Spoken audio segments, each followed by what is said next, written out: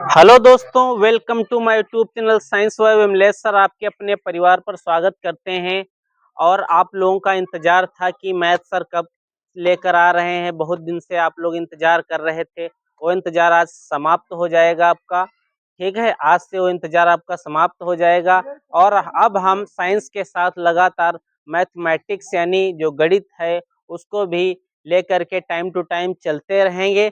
और आज हम आप लोगों के पास जो है आप लोगों के साथ शेयर करने वाले हैं यूनिट नंबर 1, जिसका नाम है रियल नंबर। रियल नंबर वास्तविक संख्याएं।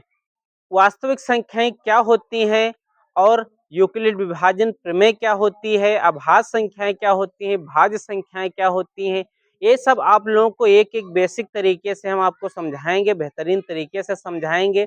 लेकिन इससे पहले कि अगर आप लोग हमारे चैनल पे पहली बार आए हैं तो चैनल को सब्सक्राइब करें, लाइक करें और अपने दोस्तों के पास शेयर करें। तो अब हम बात करने वाले हैं चैप्टर नंबर 1 की मैथमेटिक्स का, जिसका नाम है रियल नंबर, वास्तविक संख्याएं। वास्तविक संख्याओं को हम लोग समझेंगे। ठीक है, तो अध्याय जो आपका रहने वाला है बेटा, ठीक है, अध्याय रहने वाला है 1। ठीक है, जिसका नाम है रियल नंबर। क्या है बेटा? Real number. ठीक है, रियल नंबर्स यानी हम इसको कहते हैं वास्तविक वास्तविक संख्याएं। क्या कहते हैं बेटा? वास्तविक संख्याएं। ठीक है, क्या होती हैं? वास्तविक संख्याएं। तो हम अब समझेंगे कि इसमें कौन कौन से पॉइंट हमें पढ़ने हैं। वास्तविक यानी जो रियल नंबर्स आते हैं, इनमें हमें कौन कौन से पॉइंट पढ़ने हैं। ठीक है, तो हम क्या करेंगे? टॉपिक्स टू बी कवर्ड, है ना, topics to be covered. Clear? हम इनमें कौन कौन टॉपिक पढ़ने वाले हैं तो वो हम लोग यहाँ पर जो है देख लेंगे। ठीक है, तो फर्स्ट हम पढ़ने वाले हैं यहाँ पे वास्तविक संख्याएं। क्या पढ़ने वाले हैं हम लोग? वास्तविक संख्याएं पढ़ने वाले हैं। क्लियर है बेटा यहाँ तक? ठीक है, वास्तविक संख्याएं पढ़ेंगे। उसके बाद हम लोग जो है सेकेंड पॉइंट पढ़ने वाले हैं, है ना। सेकेंड पॉइंट हम लोग क्या पढ़ेंगे? यूक्लिड विभाजन प्रमेय का। ठीक है, यूक्लिड विभाजन, यूक्लिड विभाजन, ठीक है, प्रमेय का। ठीक है, क्लियर? यूक्लिड विभाजन प्रमेय का पढ़ेंगे। और थर्ड पॉइंट हम लोग पढ़ने वाले हैं कौन सा? ठीक है, यूक्लिड विभाजन, यूक्लिड विभाजन एल्गोरिदम, है ना, एल्गोरिदम। ठीक है, एल्गोरिथम। ठीक, एल्गोरिथम हम लोग पढ़ेंगे। क्लियर है? एल्गोरिथम। अब आपका जो थर्ड फोर्थ पॉइंट आता है एचसीएफ तथा एलसीएम। क्लियर? और हम लोग पांचवा पॉइंट पढ़ेंगे अपरिमेय, अपरिमेय संख्या। ठीक, अपरिमेय संख्या। और हम लोग छठा पॉइंट पढ़ने वाले हैं इसका अपरिमेय संख्या, अपरिमेय संख्या, अपरिमेय संख्या। और हम लोग पढ़ेंगे सिद्ध करना, है ना, सिद्ध करना। क्लियर? अपरिमेय संख्या पढ़ेंगे और सिद्ध करना, हमें ये टॉपिक्स पढ़ने हैं। क्लियर? कुछ बच्चों में ऐसा है दोस्तों कि कुछ बच्चों में जो ये यूक्लिड विभाजन प्रमेय का या यूक्लिड विभाजन एल्गोरिदम है, ये है ना, कुछ बच्चों के में टॉपिक्स में नहीं दिया है तो कोई बात नहीं, जिनमें नहीं दिया है वो छोड़ देंगे, है ना। जिनमें दिया है, जिन लोगों में अगर दिया है तो वो लोग इजिली पढ़ेंगे। ठीक है, जैसे बिहार बोर्ड वगैरह है ना, उसमें हो सकता है ना, एचसीएफ, है ना, और एलसीएम, ये इम्पोर्टेंट रहेगा आपका। अपरिमेय संख्या इम्पोर्टेंट रहेगा, अपरिमेय संख्या और सिद्ध करना ये इम्पोर्टेंट रहेगा। और आपका रहने वाला है वास्तविक संख्या। क्लियर है? यहाँ तक सबको समझ में आया? अब हम बात करने वाले हैं पहले पॉइंट की, ठीक है। पॉइंट नंबर 1 था और ये पॉइंट नंबर 2 था, क्लियर। ये 3, ये 4, ये 5 और ये 6। तो हम फर्स्ट पॉइंट की बात करेंगे, वास्तविक संख्याएं क्या होती हैं, ठीक है। तो हम एक एक को बारीकी से समझेंगे, ठीक है। इसमें इस लेसन में हमें बस ये वाले टॉपिक्स जो है कवर करने हैं, यही हमें पढ़ने हैं, यही हमें जानने हैं। बस इन्हीं से आपका ओवरऑल जो भी है वो कितने नंबर का आता है, आई थिंक 5 नंबर का आता है ओवरऑल, है ना। ओवरऑल 5 नंबर का आता है। तो ये इसमें दोनों में से तो एक पेपर में बोर्ड के एग्जाम में आपको 110% मिलेगा ही मिलेगा। तो हम आइए शुरुआत करते हैं वास्तविक संख्याओं से, क्लियर है। तो वास्तविक संख्याओं से शुरुआत कर लेते हैं बेटा, ठीक है, ओके।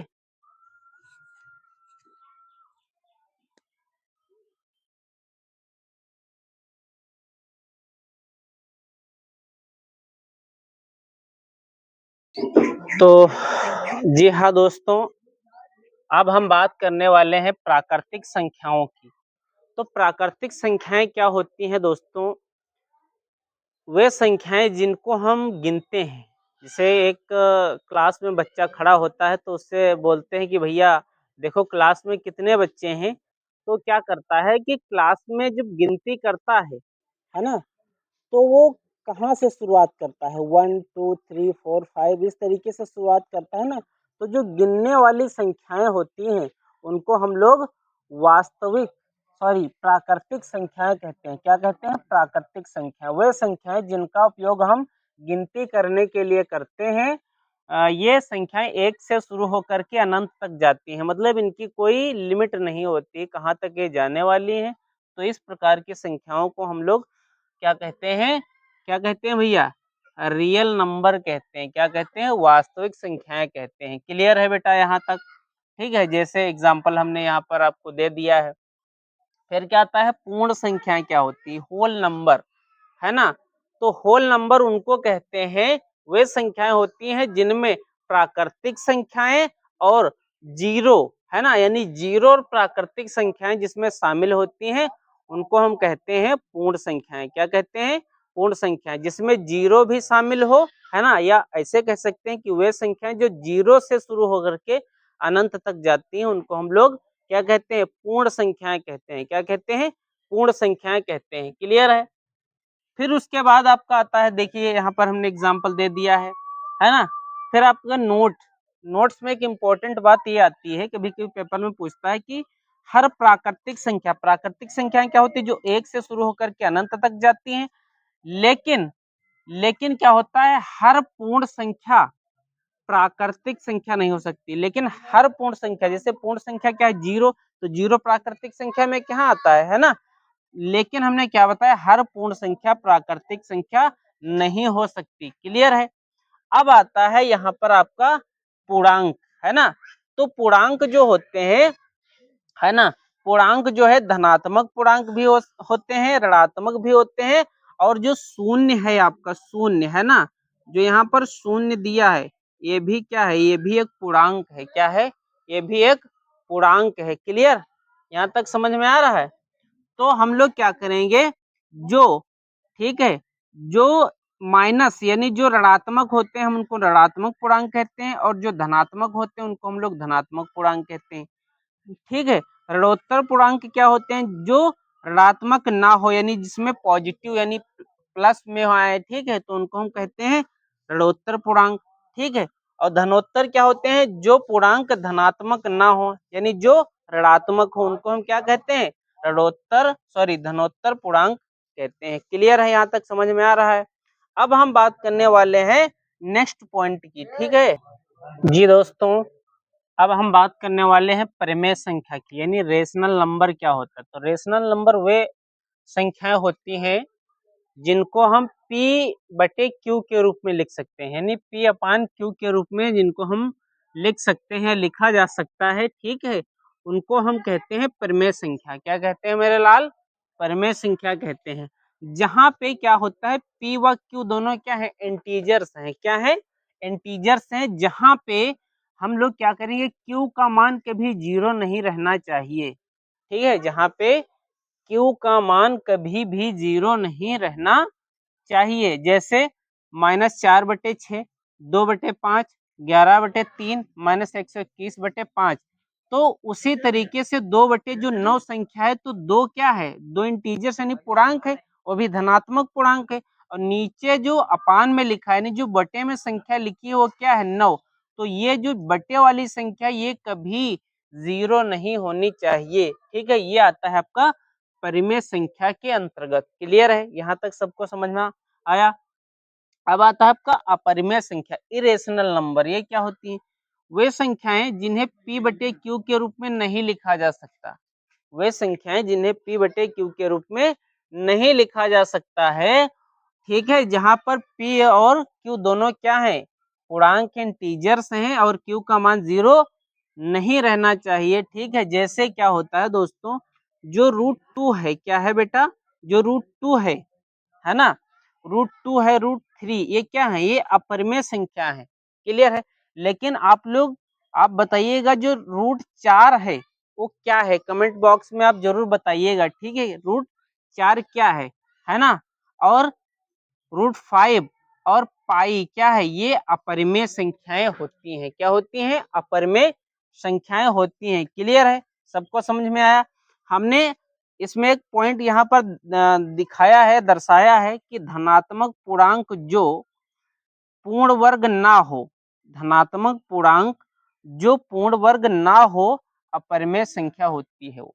ठीक है, जैसे जो ये √2 था, क्या था, √2 था, तो ये धनात्मक पूर्णांक क्लियर है। लेकिन क्या √2 पूर्ण वर्ग है, नहीं है ना। तो इसलिए ये संख्या क्या है, ये अपरिमेय संख्या है। क्या है, ये अपरिमेय संख्या है। लेकिन अगर हम कहें कि रूट जो 16 है, क्या है, जो √16, ये क्या है, ये जो धनात्मक पूर्णांक है ये पूर्ण वर्ग है। क्या है, ये पूर्ण वर्ग है, इसलिए इसको हम क्या कहेंगे, इसको हम परिमेय संख्या कहेंगे। क्या कहेंगे, इसको परिमेय संख्या कहेंगे। क्लियर है दोस्तों। अब हम बात करने वाले हैं, कुछ बच्चे यहाँ पर ये कहेंगे कि सर जी आप हमें ये नहीं बताते हैं कि भिन्न और परिमेय क्या होती है।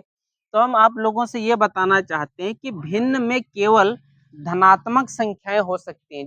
जो फ्रैक्शन होती है, जो भिन्न होती है, उसमें क्या होता है, ओनली पॉजिटिव नंबर्स आते हैं। क्या आते हैं, ओनली पॉजिटिव नंबर जिसमें होते हैं वो आपकी आती है भैया भिन्न के अंतर्गत। क्या आती हैं, भिन्न के अंतर्गत आती हैं। क्लियर है, फ्रैक्शन बोलते हैं इंग्लिश में।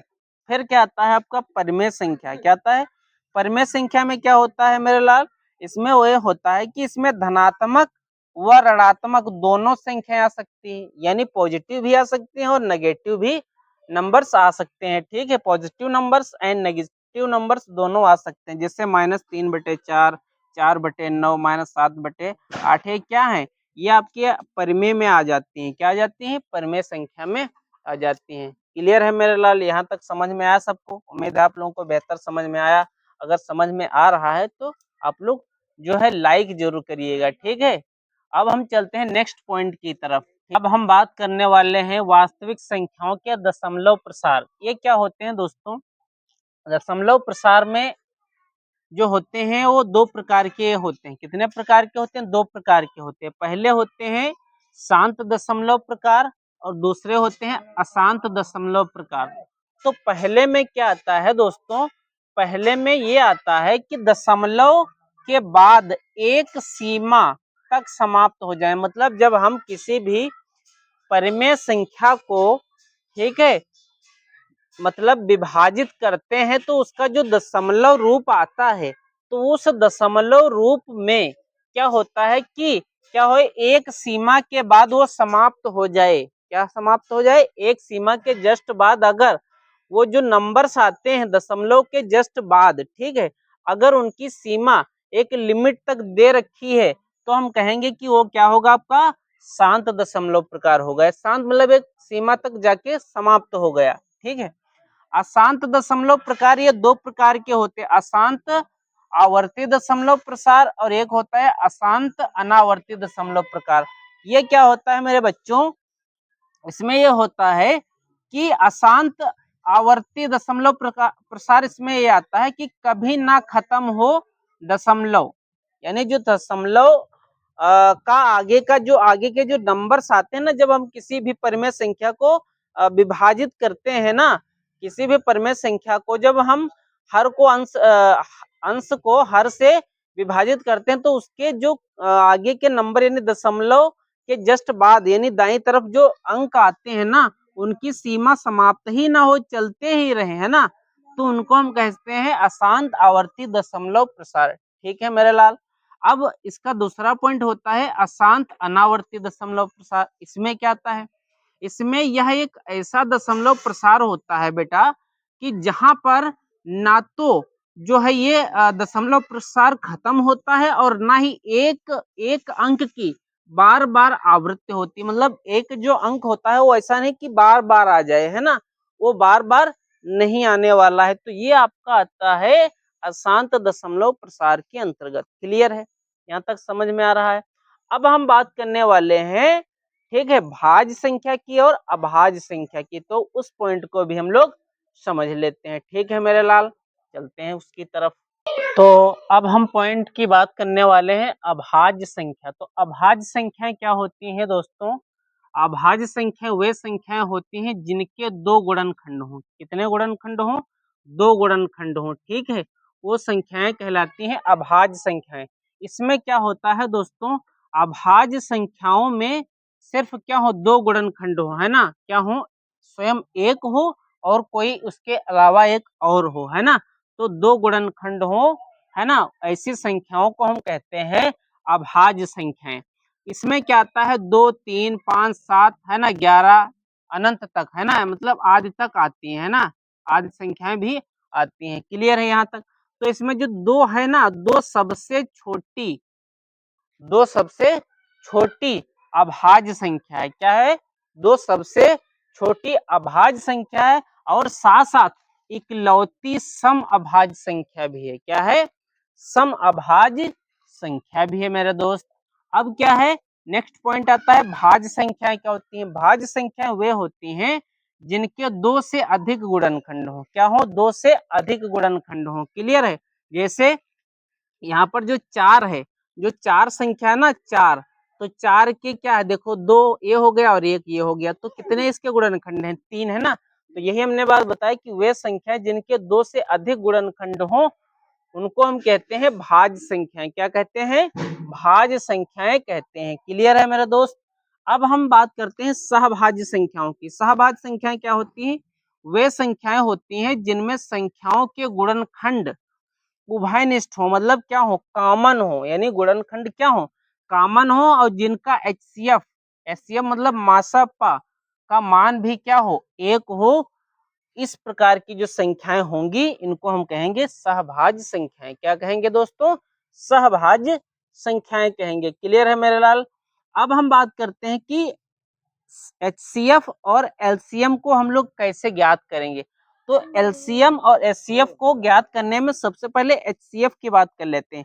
एचसीएफ में जब हम किसी भी संख्या का क्या करते हैं, उसके अभाज्य गुणनखंड करते हैं। क्या करते हैं? अभाज्य गुणनखंड करते हैं। तो जो गुणनखंड होंगे उसमें जब सबसे छोटी घात होगी, जो सबसे छोटी घात होगी उसके गुणनफल, उसके हम गुणनफल यानी उनके जो घातें होंगी उनके हम गुणा कर लेंगे, तो वो जो निकल के आएगा वो एचसीएफ निकल के आएगा। जबकि एलसीएम में क्या होता है दोस्तों, एलसीएफ में जब हम अभाज्य गुणनखंड करते हैं किसी भी संख्या का, तो उसमें जो संख्याएं आती हैं और उनमें जो सबसे बड़ी घात होती है उसका हम लोग गुणनफल कर लेते हैं, तो वो जो संख्या बनती है उसको हम लोग कहते हैं एलसीएम। क्लियर है? अभी हम इसका एग्जाम्पल और इसके कुछ दो तीन आपको जो है सवाल बताने वाले हैं। आप लोगों को बेहतर एलसीएम और एचसीएफ आपको समझ में आ जाएगा। क्लियर है दोस्तों? अगर आप लोगों को समझ में आ रहा है तो आप लोग कृपया लाइक जरूर करिएगा। ठीक है, आप लोग लाइक करिएगा। ठीक है मेरे दोस्त? अब हम बात करने वाले हैं एलसीएम और एचसीएफ के कुछ एग्जाम्पल की। ठीक है, कुछ दो तीन एग्जाम्पल की बात कर लेते हैं और बेसिक तरीके से इसको समझ लेते हैं। ठीक है, तो दोस्तों अब हम बात करने वाले हैं कुछ एग्जाम्पल के इसके। ठीक है, एग्जाम्पल की बात कर लेते हैं। तो क्या होता है, अभाज्य गुणनखंड विधि द्वारा 96 404 का HCF व एलसीएम ज्ञात करो, लेकिन अभाज्य गुणनखंड विधि द्वारा। हमने बताया था भी। तो अभाज्य गुणनखंड विधि द्वारा हम लोग पहले क्या करेंगे, हम लोग HCF निकालेंगे किसका, 96, है ना, 96 का, और किसका, और निकालेंगे हम 404 का। क्लियर, कितना निकालेंगे, 404 का।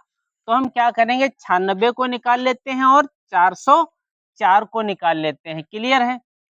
तो हम लोग क्या करेंगे, यहाँ पर करने वाले हैं, 96 को निकालेंगे तो कैसे हो जाएगा, यहाँ पर 2 चक्कू 8, है ना, और 2 अट्ठी 16, फिर क्या करेंगे, 2 दूना 4 और 2 चक्कू 8, फिर करेंगे 2 एक कम 2, 2 दूना 4, फिर कितना हो जाएगा, 2 छक्के 12, फिर 2 तिया 6, है ना, और फिर 3 एक कम 3। तो ये क्या बनेगा, यहाँ पे जो 96 का भैया निकलेगा, है ना, 96 का जो अभाज्य गुणनखंड होगा। क्लियर, 96 का अभाज्य गुणनखंड, ठीक है, 96 के अभाज्य गुणनखंड, ठीक है।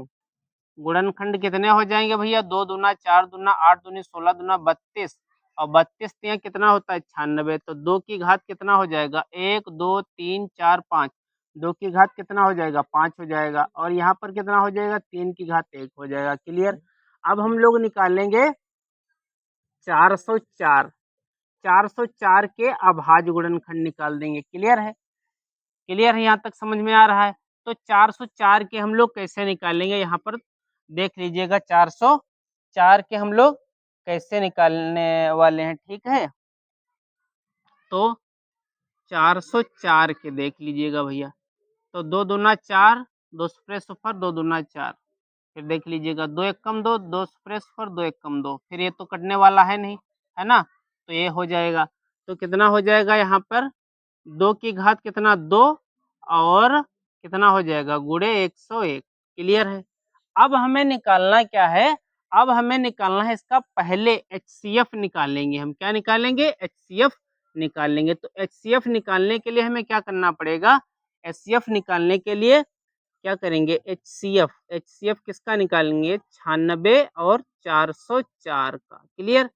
तो हमने क्या बताया था कि इसमें जो हम लोग HCF निकालेंगे तो सबसे जो छोटी घात होगी, है ना, उसके हम लोग क्या करेंगे, गुणा कर देंगे। तो सबसे छोटी घात कितनी है, 2 है, देखो, है ना, सबसे छोटी घात 2 की 2 है, तो 2 की घात 2, तो कितना हो जाएगा, 4। तो 96 और 404 का जो HCF निकल के आएगा वो आएगा भैया 4। कितना आएगा, 4। अब इसका LCM क्या हो जाएगा, LCM देख लीजिएगा। तो सबसे बड़ी घात हमने बताया था, क्या बताया था, सबसे बड़ी घात। तो सबसे बड़ी घात देखिएगा, 2 की घात कितना है, 5 है, और फिर कितना है, यहाँ पर है 3, और फिर यहाँ पर कितना, 101। क्लियर। बाकी को हम सभी को ले लेते हैं। तो 5, 2 की घात 5 कितना बनेगा, 2 दूना 4 दूना 8 दूना 16 दूना 32, है ना, 2 दूना 4 दूने 8 दूना 16 दूना 32। तो कितना बनेगा, ये बनेगा आपका 32 गुणे 3 गुणे 101। क्लियर। अब ये कितना बनेगा, 3 दूना 6 और 3 तिया 9। क्लियर है।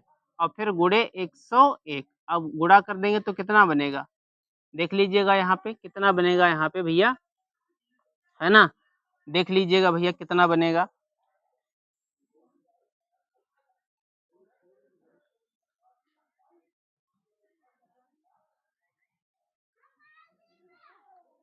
ये बनेगा आपका 96 और 96। क्लियर। ये कितना बनेगा आपका, 96, 96 यहाँ पर आपका बन जाएगा। क्लियर है बेटा। तो इस तरीके के आप सभी जो है ये एग्जाम्पल आप लोग लगा लीजिएगा। 2 आप लोगों के घर के दिए हमने, ठीक है। ये आपको बनाना है, आपको कमेंट बॉक्स में लिखना है और इसका सही जवाब देना है। क्लियर है। उम्मीद है आप लोगों को समझ में आ रहा होगा, ठीक है, और बेहतर समझ में आया होगा। इसलिए आपका बहुत बहुत धन्यवाद। थैंक यू सो मच हमारा साथ देने के लिए, अंत तक बने रहने के लिए। आप सभी का तहे दिल से बहुत बहुत धन्यवाद। Thank you so much. जय हिंद, वंदे मातरम।